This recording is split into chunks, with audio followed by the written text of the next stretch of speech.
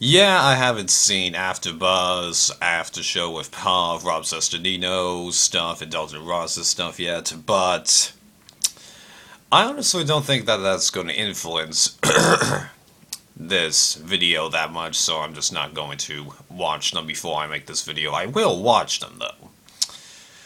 So, the first thing that's interesting about this episode is Kat and Hayden talking about switching at the duel, and I think ultimately Hayden made the right decision because, well, there's two ways we can interpret this. One, it's him deliberately trying to convince Kat not to switch. I don't think he's doing that because while the pairing between them, like I said, is a little bit more random, unlike Tyson and Rachel was, he does care for Kat, and he does try and think about her for at least a bit, but at the same time in his heart, I do think that Hayden didn't want to switch, because he's one of the few people that's managed to have a completely smooth sailing with practically zero target on their back, along with like Tyson and Jervis.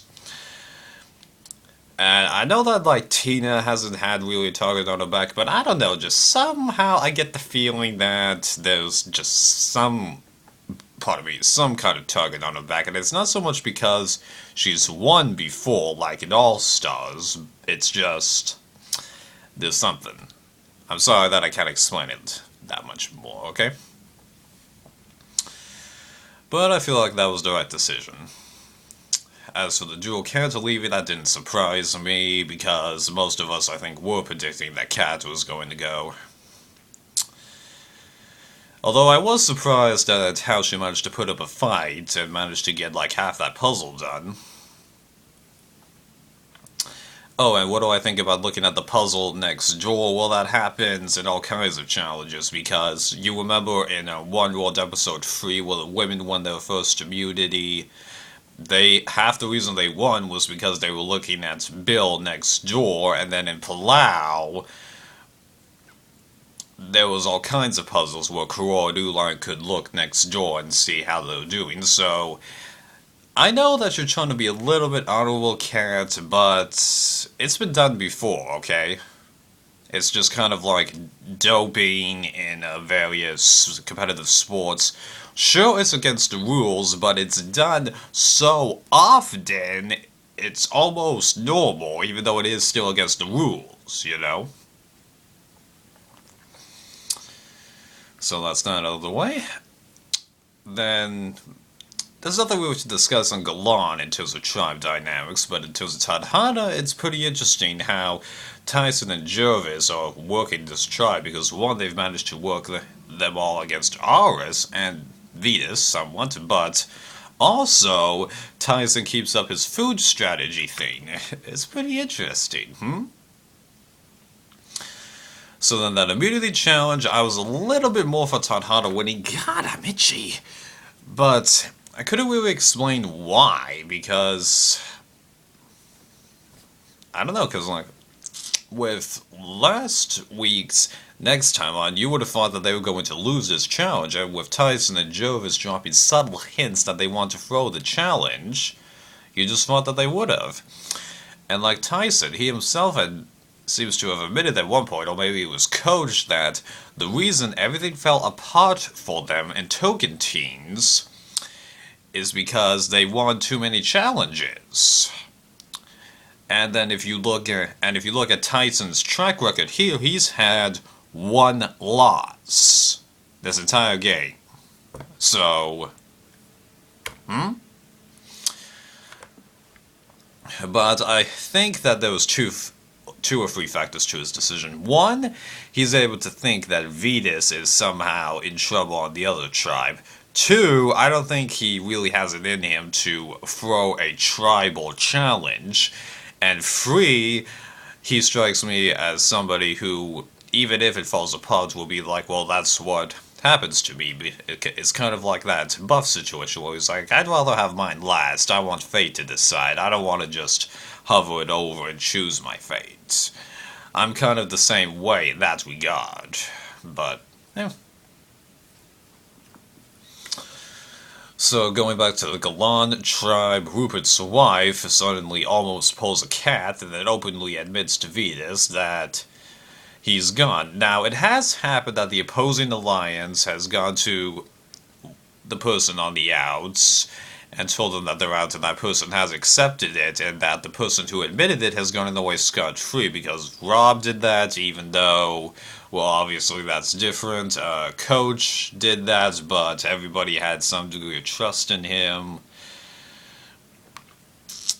But Ruben's wife doing that, well, basically there's two problems with it. One is the fact that she isn't a returnee, because everybody else is either a returnee or there's Katie, who's directly related to a returnee.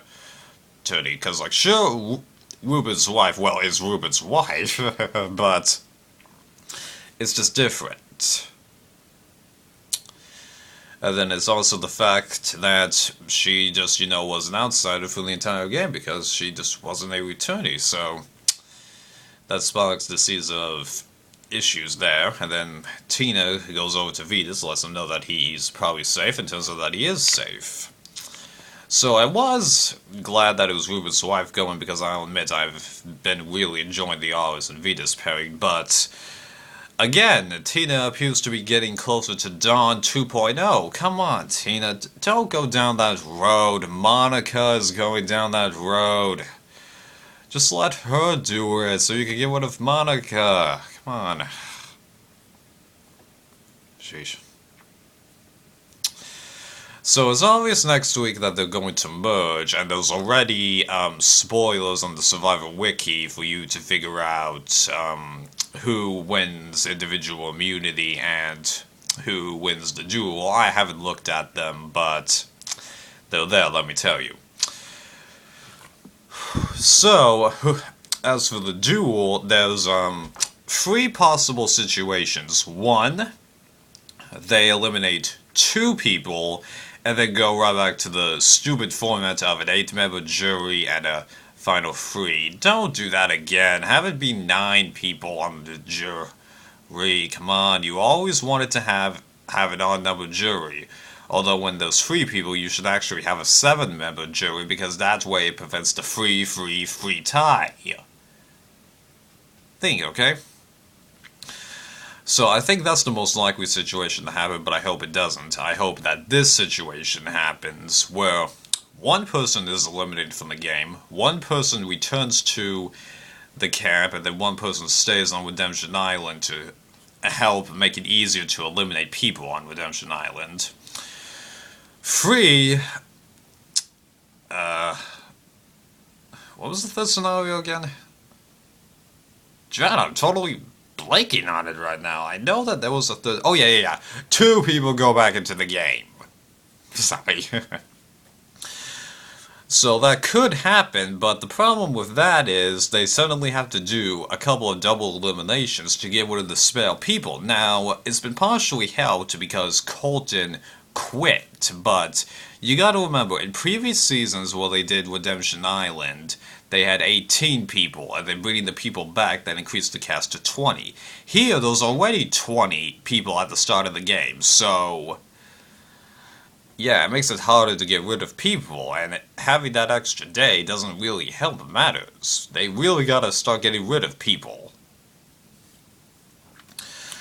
So, who do I think is going to win the duel? I don't think Rupert's wife is going to win, because, John, he's got longer limbs, so he's able to wrap himself around the pole a little bit more, and then Laura has more proportionate limbs, so it's easier for her to get into a small space and just wait it out, like Brandon did when he was up against Ozzy. Although most of us would have predicted that Ozzy would have beat Brandon in that duel, because Ozzy has already won that challenge. So I think Rupert's wife is out. As for who I think will win between John or Laura, I'm more inclined to say that Laura wins, and I gotta be honest, I think that would be slightly more interesting, because that would help advance the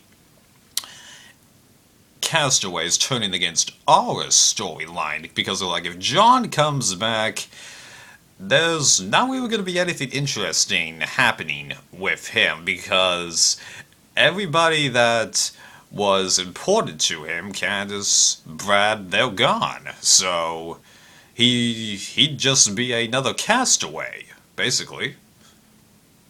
So I'm a John fan, let me tell you, but I think Laura coming back would be more interesting. So that's what I predict.